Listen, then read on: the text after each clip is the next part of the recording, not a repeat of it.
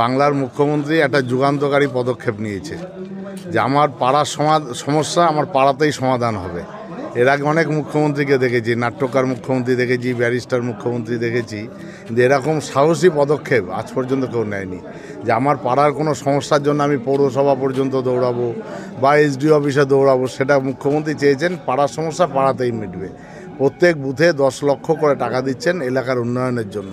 যে কোনো কারোর লাইট লাগবে, এলাকায় কোথাও শৌচালয়ের প্রয়োজন, কোথাও ড্রেনের প্রয়োজন, যে কোনো সমস্যার জন্য এই 10 লক্ষ টাকা, 80,000 বুথ বাংলায়, 80,000 বুথ অর্থাৎ 8,000 কোটি টাকা।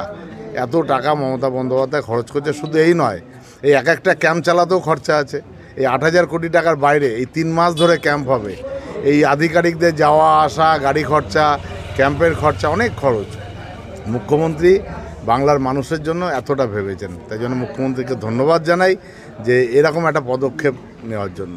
এই ধরনের যুগান্তকারী যে সিদ্ধান্ত রাজ্যের মুখ্যমন্ত্রী নিলেন, সেখানে বিরোধী দলনেতা কিন্তু কটাক্ষ করছে। ও বলুক, ওর সব গেছে, মাথাটাও গেছে, ওর বাদ দিন ওটা।